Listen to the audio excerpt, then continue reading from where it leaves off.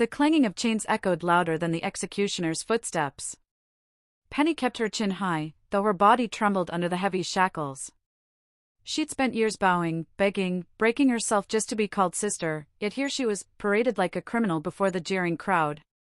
Traitor, someone spat. Witch! She ruined her brothers, another voice shouted. Her lips curled in a bitter smile. Brothers! The very word left a sour taste. 3 men who had everything: wealth, status, power. And what had she been? Their punching bag. The stain in their perfect family portrait. All because she had believed, foolishly, that blood meant love. The executioner's blade gleamed under the sun, cruel and merciless. Penny shut her eyes. No one came. Not her aunt. Not her so-called family. Certainly not her brothers. Her last thought burned like fire in her veins. If I could do it over, I wouldn't waste my life chasing them. Let them keep their fake sister. I'd live for myself. The world went black. Crying. A wail sharp enough to pierce her ears. Penny's chest heaved, her lungs burning as if she were drowning. She thrashed, but instead of cold chains, soft cloth wrapped around her. A woman's voice cooed above her. Oh, she's beautiful. Our little miracle. Penny's eyes shot open. The world was blurry, oversized. A giant hand stroked her cheek gently. What? Her mind reeled. That voice. That tenderness. Her real mother. She had never known it in her past life. Penny blinked and caught sight of the man beside the bed. Her father, stern, commanding, yet with tears brimming in his eyes. Her tiny fists curled. This is the day I was born. The irony nearly choked her. She'd begged for this chance on the scaffold, and somehow the heavens had tossed her back into her own helpless beginning. A nurse bustled in, announcing, "Sir, your sons are waiting outside." Sons. Penny stiffened. The word stabbed her. 3 older brothers, her tormentors, her executioners in another life. Her father allowed them in. 3 small boys shuffled into the room, their faces far too young compared to the hard men she remembered. The eldest, already composed at 10, frowned as he peeked into the cradle. His dark eyes narrowed. She's so small. The middle one, wild energy in every movement, wrinkled his nose. She's loud. And the youngest, still baby-faced himself, tilted his head with hesitant curiosity. She's red. Their mother laughed, brushing off their remarks. She's your sister. Be good to her. Be good? Penny almost laughed herself, though the sound came out as a hiccuping cry. She knew better. In her last life, they had loved another, an impostor who wore the title of sister while Penny was cast aside. Her infant body squirmed, but inside, her mind sharpened like steel. Never again. I won't crawl to them. I won't beg for scraps of affection. This time, they can pamper their fake sister all they want. I'll build my own life. The eldest leaned closer, studying her with a seriousness that felt far older than his years. Penny stilled. His small hand hovered as if he might touch her, then withdrew. A flicker of something unreadable passed over his face. The middle brother huffed, already bored, and tugged the youngest toward the door. But before leaving, the youngest stole one last glance at Penny. Innocent. Curious. Almost possessive. A chill slid down her spine. That night, lying in her cradle under the soft glow of a night lamp, Penny listened to the distant voices of her parents and brothers through the walls. She couldn't make out every word, but she caught the tone, pride when they spoke of their sons, uncertainty when they mentioned her. She clenched her tiny hands into fists. In her last life, she had broken herself to prove her worth, and all it had won her was betrayal and death. Not this time. This time, Penny would be untouchable. Wealthy. Free. And if fate dared to drag her brothers into her path again, she'd make sure they knew she didn't need them. Her lips parted in the faintest ghost of a smile, hidden by her baby's face. Let the game begin. Penny grew fast. By the time she was 4, she could already tell when someone's smile was genuine and when it was a mask. Her parents' affection, real, warm. Her brothers? That was more complicated. The eldest, Adrian, now 15, had inherited their father's cold discipline. He rarely spoke to her, but his gaze followed her every step. He was the billionaire in the making, always buried in business journals while glancing at her as though she were a puzzle he couldn't solve. The second, Lucas, only 13, already burned with military zeal. He barked orders at servants, straightened his back like a soldier, and scolded Penny if she so much as ran too fast down the hall. And the youngest, Damon, 10 years old, with the charm of a star, was adored everywhere he went. To Penny, though, he wasn't charming. He was clingy. Too clingy. Sit here, Damon demanded one evening, dragging her to the couch beside him as if she were his pet. You're not allowed to sit with anyone else. Penny tugged her hand free. Why should I? He pouted, then smirked like he'd found a new toy. Because I said so. You're my sister. Her jaw tightened. In her last life, those words had been nothing but poison. Sister? They hadn't wanted her then. Now that she didn't want them, they hovered like vultures. Leave me alone, she muttered, slipping away. Damon's smile dropped, his eyes flashing in a way far too mature for his age. You'll come back. At school, Penny shone. She'd inherited her mother's brilliance and, this time, she refused to dull it down to win her brother's favor.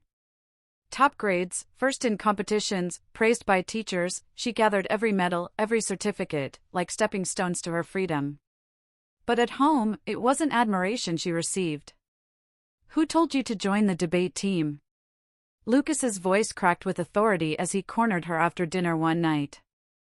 You should have asked me first. Penny blinked at him coolly. Why? You don't own me. You're reckless. Talking back to seniors, putting yourself in the spotlight, it's dangerous. You'll embarrass the family. Embarrass? The word cut. In her past life, they had used it too. She bit her lip, then smiled bitterly. Funny. You never cared about me before. Why now? Lucas froze. His young face hardened. Don't mistake me. I'm not worried about you. I'm worried about the family name. She brushed past him, heart pounding. He could lie all he wanted, but his tight fists and clenched jaw told another story. Adrian was worse. He didn't shout. He didn't scold. He watched. Always. When she studied late in the library, he was there, flipping through financial papers. When she snuck out to the garden for air, he happened to be walking by. Even when she slept, she sometimes woke to the eerie sense that he had peeked in, confirming she was still there. Once, she gathered her courage and asked, Why do you keep staring at me? His pen didn't pause over his notes.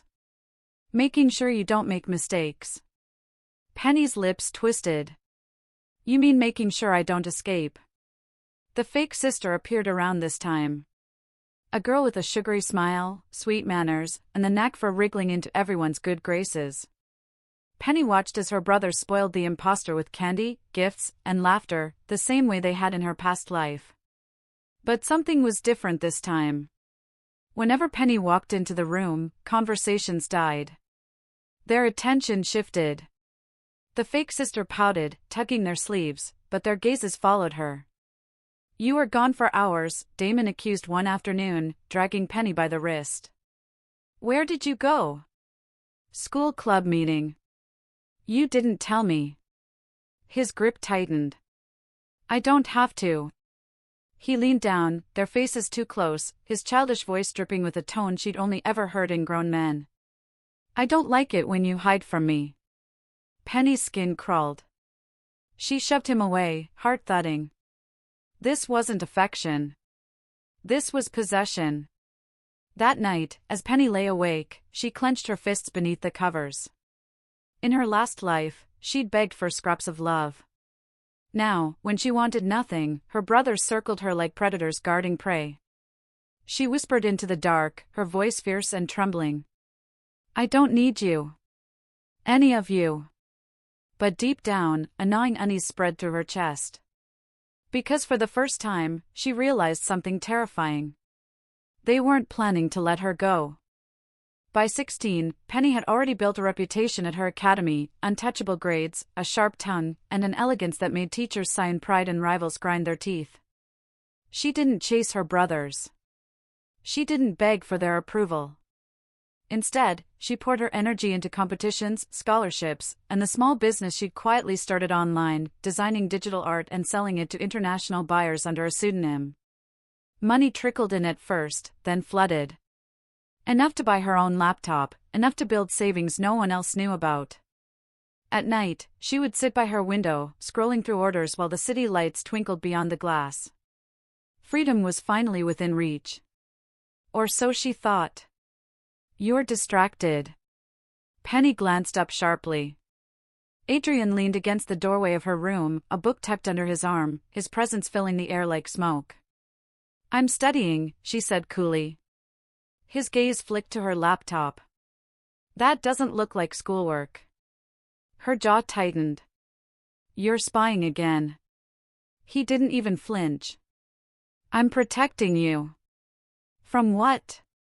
Making money? The faintest smirk ghosted over his lips. From making mistakes. You're not ready to be on your own. She slammed the laptop shut. I don't need your permission to breathe, Adrian. For a heartbeat, silence stretched. Then he pushed off the doorway and left without a word, but Penny felt the weight of his eyes long after he was gone. It was at a business seminar, her school had partnered with a corporate sponsor, that she met him. He was seated in the front row, tall, broad-shouldered, with an aura that commanded attention without a single word. His suit fit like it had been tailored for him alone. Dark hair fell across his forehead, his jaw sharp enough to cut glass. When Penny delivered her speech on youth entrepreneurship, his gaze never left her. Not in mockery, not in boredom, in recognition. After the event, he found her by the refreshment table. You don't belong here, he said simply. Penny arched a brow. Excuse me? You're too sharp, too hungry. These kids are here to pad their college applications. You're planning an empire. The words rattled her. Few had ever seen her that clearly. And you are? She asked. His lips curved. Alexander Reed. Investor. 28. Her eyes widened faintly. She knew that name, an up-and-coming tycoon, ruthless in the market. Alexander extended a card. When you're ready to build something bigger, call me. She hesitated, then slipped the card into her pocket. Back home, she should have hidden it better. What's this? Lucas demanded later, holding up the sleek black card like it was evidence of a crime. Penny's stomach dropped. Give it back. Lucas's eyes burned. Who is Alexander Reed? Why is he giving my sister his card? None of your business. It's exactly my business. He stepped closer, his military stiffness radiating authority. Men don't hand out cards to little girls without a reason. He wants something from you. Her temper flared. And if he does? That's my choice. Lucas's jaw tightened. You think you're grown, but you don't see the danger. Stay away from him. Penny snatched the card back, her glare like fire. You don't get to order me around, Lucas. Not anymore. Damon was no better. He cornered her later, lounging across her bed as though it were his own. So, he drawled, twirling a pen between his fingers, our little Penny has a suitor? Her cheeks burned. He's not. Don't bother lying. Damon leaned closer, his grin sharp. I can smell it on you. The way you light up when you talk about him. Dangerous. Reckless. Exciting. Penny shoved him away, fury boiling in her chest. "You're insane." "Maybe," Damon murmured, eyes darkening. "But remember, Penny, before any man, you were ours." She froze, heart pounding. The words were soft, almost teasing, but the weight behind them felt like chains. That night, Penny lay awake with Alexander's card clutched tightly in her fist. She should throw it away. Her brother's warnings echoed in her ears. Their possessiveness was suffocating, and letting a man into her world would only ignite more conflict. But then she remembered Alexander's eyes, steady and unwavering, seeing her for who she truly was. Her lips curved in a quiet, defiant smile. Maybe it was time to take a risk. Penny knew she shouldn't have gone.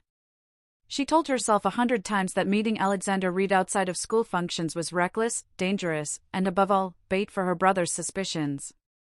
But when his message appeared on her private email, short and direct, "Coffee. Tomorrow. 5 p.m., her fingers typed yes before her mind could argue. The cafe was discreet, tucked into a quiet corner of the city, a place where men in suits whispered over contracts. Penny slipped into a seat opposite him, her pulse racing despite her calm mask. Alexander's gaze swept over her, lingering not on her uniform or the nervous curve of her hands but straight into her eyes. "You came. You asked," she replied, lifting her chin. His lips tugged faintly upward. "Most girls your age would have been too intimidated." "I'm not most girls." "No," he said softly, almost to himself. "You're not." They spoke of ideas, of markets, of the future. He didn't treat her like a child. He didn't dismiss her dreams as fantasy. He listened, questioned, challenged. By the time the clock neared 7, Penny felt something dangerous stirring in her chest, admiration, and something hotter, sharper. When she rose to leave, his hand brushed hers, a fleeting touch, deliberate. Her breath hitched. "Next time," Alexander murmured, "let me pick you up properly." Her heart thundered as she slipped away. She hadn't even stepped through the front gates of her family's mansion before trouble found her. "Where were you?" Adrian's voice sliced through the dusk, cold and sharp. He stood waiting, hands in his pockets, his gaze like a knife. "Library," she lied smoothly. "Library?" His eyes flicked to the faint trace of lipstick she'd forgotten to wipe from her teacup earlier. "Try again." Her pulse stuttered. Adrian stepped closer, lowering his voice. "Don't insult me, Penny. I know when you're hiding something."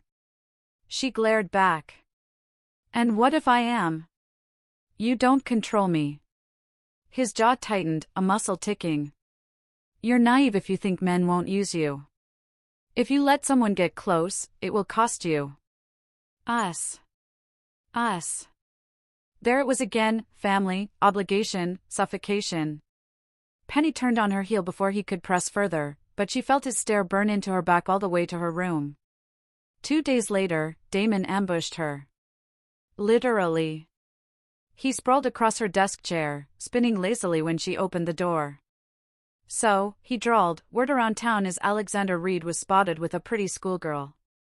Her blood iced. "You've been following me?"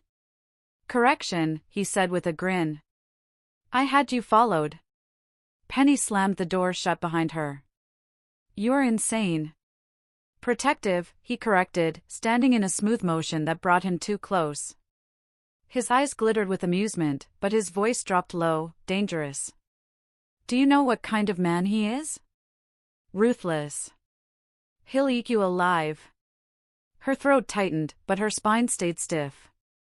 Better him than being smothered by brothers who can't let go. Something flickered in Damon's expression, hurt, anger, hunger all twisted together. He leaned down, his breath brushing her ear. "Don't test me, Penny. You're ours before you're anyone's." She shoved him hard, heart hammering. "Stay out of my life." But even as she said it, she knew the walls of the house were closing in tighter than ever. It was Alexander who cracked them open. He called, and she answered. She told herself she shouldn't, but when his low voice rumbled through the receiver, steady and certain, her resistance crumbled. "Dinner." Tomorrow. Wear something that makes you feel powerful. Her pulse skipped. She shouldn't. Her brothers would rage, would cage her even tighter. But the thought of Alexander's eyes on her, the way he made her feel seen, burned hotter than her fear. For the first time in 2 lives, Penny wanted something for herself.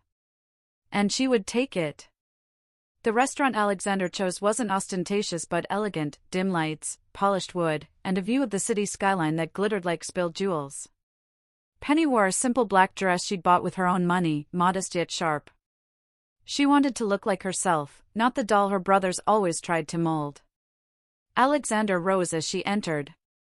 His gaze slid over her, slow, appreciative, and heated enough to make her skin prickle. He pulled out her chair with a gentleman's ease, but there was nothing tame about the way his eyes lingered on her bare shoulders. "You look dangerous," he murmured when she sat. She arched a brow. "That's not what most people call me. They don't know what they're looking at." Dinner blurred into laughter, debate, and the low hum of wine loosening her tongue. For once, Penny didn't have to measure her words or brace herself for dismissal. Alexander didn't coddle. He challenged. And every time she met his gaze, she felt a spark burn deeper. When dessert came, untouched between them, he leaned closer. "Do you trust me, Penny?" Her throat tightened. "I don't trust anyone." His smile curved, sharp and hungry. "Good. Then trust yourself. Trust what you want." Her pulse thundered. She knew what she wanted, him. Not safety. Not family approval. Just this fire, this freedom. They barely made it to the car before the tension snapped. One moment, he was opening the door for her. The next, his hand cupped her face, and his mouth crushed against hers. It wasn't sweet. It was fierce, claiming. Penny gasped, but her hands fisted in his shirt, dragging him closer. The taste of wine, the heat of his breath, the solid weight of him, it was overwhelming, intoxicating. When he pulled back, his voice was hoarse. "Tell me to stop." She stared at him, lips swollen, heart racing. "Don't you dare." The low growl he gave in response made her shiver. The drive blurred. His apartment was all sleek lines and shadowed luxury, but Penny barely saw it before his hands were on her again, sliding down her back, tangling in her hair. "You're fire," Alexander whispered against her neck. "Do you know that?" Untouchable fire. Her breath caught as his lips traced her skin. She should stop this. She should think of consequences. Her brothers. Her family. But for once, she didn't care. She was living for herself. Her nails dug into his shoulders, dragging a groan from his throat. Every kiss, every touch unraveled her carefully built walls, replacing fear with reckless hunger. When he finally slowed, holding her face with surprising gentleness, his eyes burned with something deeper than lust. "You deserve to be wanted. Not because of your family. Because you're you." Her chest squeezed. No one had ever said that to her before. She kissed him again, fierce and desperate, as if to brand the truth into her own skin. Morning light spilled across the sheets, painting her in gold. Penny lay tangled in Alexander's arms, her body sore, her mind raw with disbelief. She'd crossed a line she could never uncross. But when he pressed a kiss to her hair, murmuring, "You're not leaving me, Penny." "Not now, not ever," she didn't argue. For once, the thought of belonging didn't feel like a cage. It felt like a choice. Back at the mansion, however, storm clouds gathered. Adrian sat in the study, his phone vibrating with the report his private investigator had sent. Photos slid across the screen, Penny in Alexander Reed's car. Penny entering his apartment. Penny not leaving until morning. His jaw locked. Lucas burst in next, fury crackling in every line of his body. "Tell me it isn't true." Damon leaned against the wall, smirking darkly, but his eyes were sharp, dangerous. "Our little Penny's grown up faster than we thought." Adrian's voice cut through the tension, cold and final. "We're going to end this. Tonight. Penny knew the storm was coming. When she slipped back into the mansion, her hair tied neatly, her expression composed, the air was already thick with tension. Her brothers were waiting. Adrian sat in the center of the living room, dressed in a sharp suit though it was late. Lucas paced like a caged soldier, his fists clenched behind his back. Damon sprawled across the couch, but his easy posture didn't hide the gleam in his eyes. "Where were you?" Adrian's voice was even, too even. "School," Penny lied smoothly. Lucas spun on her, his temper snapping. "Don't treat us like fools." "We know." Her pulse spiked, but she lifted her chin. "Then why ask?" Damon chuckled low, dark amusement curling through the sound. "She's got teeth now." "I like it." Penny shot him a glare. "Stay out of my business." "Your business is our business," Adrian said flatly, standing. "You spent the night with Alexander Reed." Her stomach dropped. They knew everything.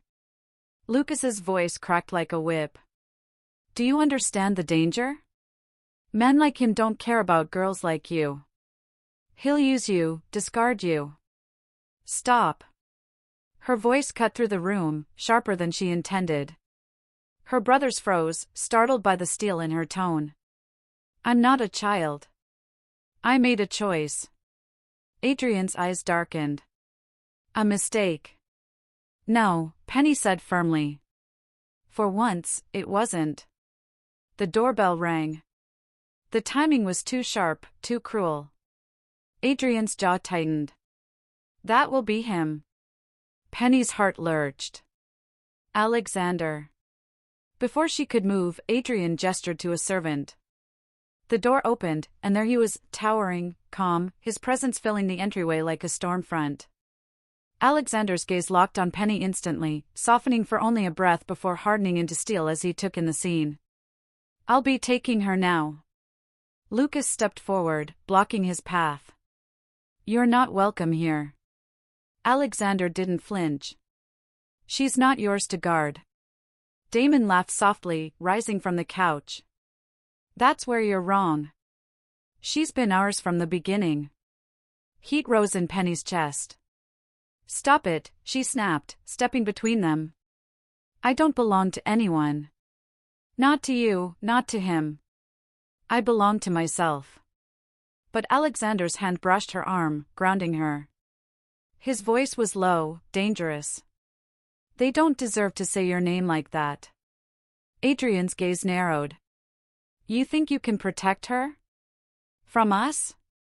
Alexander's jaw set. "I don't think. I will." The room vibrated with hostility. Lucas's fists tightened. Damon's grin sharpened into something wolfish. Adrian's silence was heavier than shouting. Penny's chest constricted.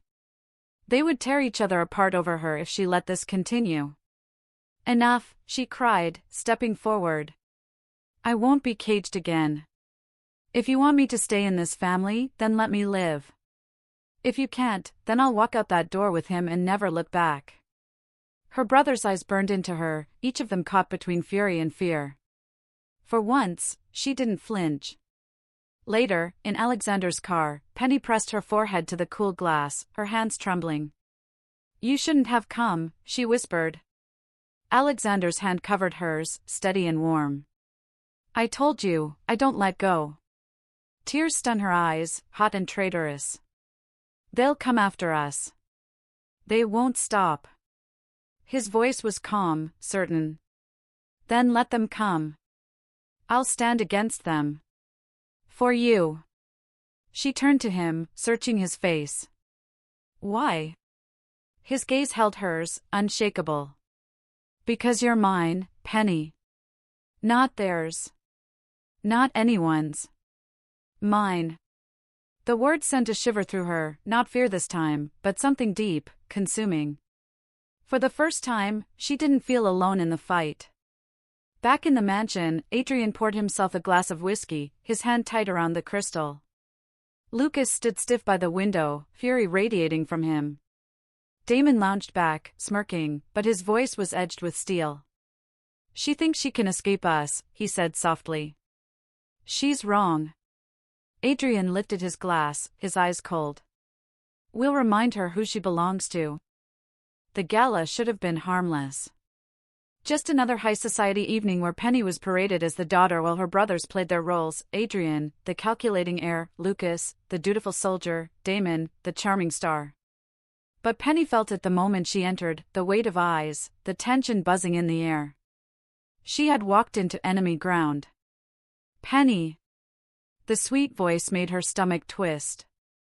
The fake sister, Lila, glided across the ballroom in a gown of shimmering silver, her smile angelic as ever.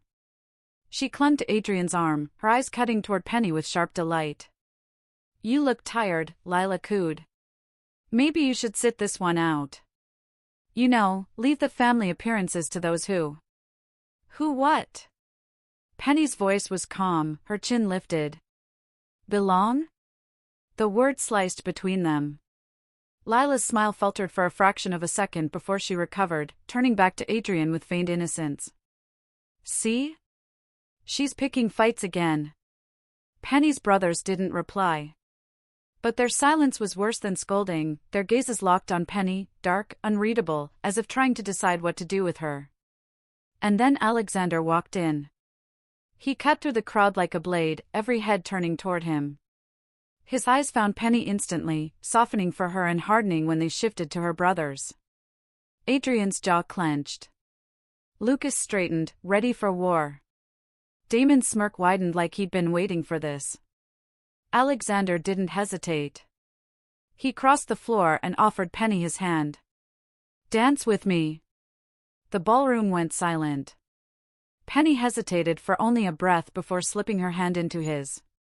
Gasps rippled through the room as he led her onto the floor, pulling her into the spotlight with reckless ease. His arm wrapped around her waist, steady and firm. His voice was low, meant for her alone. They'll try to take you tonight. Her chest tightened. Then why bring me here? Because running isn't enough. His gaze burned into hers. We fight.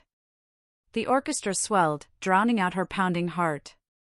For a moment, she let herself sink into his strength, into the heat of his hand against her back, into the promise in his eyes. But when the song ended, reality came crashing back. Adrian was waiting at the edge of the floor. You've made your choice clear, he said coldly. Now face the consequences. Lucas stepped forward, his voice hard. He's dangerous, Penny. You can't see it, but we can. We won't let you throw yourself away. Damon leaned close, whispering in her ear, his tone darkly sweet. If you think Alexander can protect you from us, you're wrong. Penny's nails dug into her palm. She was shaking, but not from fear, from rage. You don't get to decide my life, she hissed. Not anymore. Then it happened, Lila's trap. Waiters swept past, trays glinting with champagne, and suddenly Penny's glass shattered to the floor. The crowd gasped. A man stumbled into her, his face pale, his shirt drenched in wine. Poison, someone shouted. Chaos erupted. Fingers pointed at her. She tried to. She's jealous of Lila. The accusation spread like wildfire.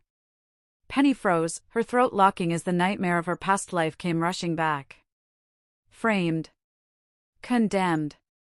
Executed. Not again. Alexander's arm came around her instantly, shielding her. His voice thundered above the noise. Enough.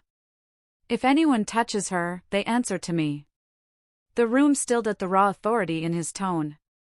But her brothers stepped forward, circling. Adrian's eyes blazed, Lucas's fists clenched, Damon's smile twisted. She's spiraling, Adrian said coldly. If you won't let us handle her, Reed, you'll destroy her. She doesn't need handling, Alexander snapped. She needs freedom. And I'll give it to her, even if I have to burn this family down. Gasps echoed through the hall. Penny's heart raced. Alexander's words were reckless, dangerous, but they were the first she had ever heard that sounded like salvation. Her brother's gazes locked on hers, 3 pairs of eyes filled with something between fury, fear, and obsession. And Penny realized with a shiver, this wasn't just about love or hate anymore. It was war. The ballroom emptied in the wake of the scandal, whispers trailing like smoke. Penny stood in the center of it all, Alexander at her side, her brothers circling like predators unwilling to surrender their prey. "Come with us," Adrian ordered, his tone that of a CEO used to obedience. "You've embarrassed this family enough." Lucas stepped closer, his military stance rigid. "You're not safe with him. You never were. We'll bring you home." Damon tilted his head, voice deceptively soft. "Little sister, you don't belong to him. You belong to us." Penny's stomach twisted. Once, those words would have broken her, sent her running back, desperate to be accepted. But not anymore. She raised her chin, her voice steady despite the tremor in her chest. "I don't belong to anyone. Not you. Not the family. Not even Alexander." For a heartbeat, silence. Then she slid her hand into Alexander's, squeezing tightly. "But I choose him." The reaction was instant. Adrian's fury cracked through his mask, Lucas's face drained of color, Damon's smirk faltered. "You'll regret this," Adrian spat. "No," Penny whispered, her gaze steady. "I regret nothing except wasting my first life chasing love that was never mine. This time, I'm done." Alexander's arm came around her, anchoring her against him. His voice was quiet but lethal. "Touch her again, and I won't stop at threats." The tension coiled tighter, until even Lila's trembling act in the corner couldn't hold the brothers' attention. All 3 of them looked at Penny, as if she had betrayed some sacred bond. But Penny didn't flinch. That night, Alexander didn't take her back to the family estate. He drove her out of the city, far from the storm of scandal and headlines, to a secluded villa that overlooked the sea. When he carried her across the threshold, she finally let the mask crack. Her hands shook as they clutched his shirt, her voice breaking. "They'll never stop, Alexander. They'll hunt me forever. Then let them come." His mouth found hers, fierce and demanding. "I'll burn every bridge they try to trap you with. I'll fight them all, Penny, until the only thing left standing is us." She kissed him back like she was drowning, like this was the only air left in the world. His hands traced fire across her skin, claiming and cherishing in equal measure. Clothes fell away, barriers shattered, and for once, she wasn't running, wasn't begging, wasn't bending to anyone's will. She was choosing him, choosing herself. Their bodies tangled on the sheets, every touch a vow, every shuddering breath a promise. When she cried out his name, it wasn't in fear or despair, it was freedom. Dawn crept through the curtains, painting the room in gold. Penny lay curled against Alexander's chest, his heartbeat steady beneath her ear. "What now?" she whispered. "Now," he murmured, pressing a kiss into her hair, "you live. You build the life you wanted, luxury, peace, your own family. And if your brothers can't accept that, they'll learn the hard way that you don't need them." Her throat tightened. "A part of me still wishes they had loved me." Alexander's arms tightened around her. "Let them drown in their regret. You don't owe them forgiveness." She closed her eyes, letting the weight lift at last. For the first time, she felt untethered, not from loss, but from freedom. The girl who once begged for scraps of affection was gone. In her place stood a woman who would carve her own destiny, side by side with the man she had chosen. And as the waves crashed against the cliffs outside, Penny smiled. This time, she would not be caged. This time, she would live.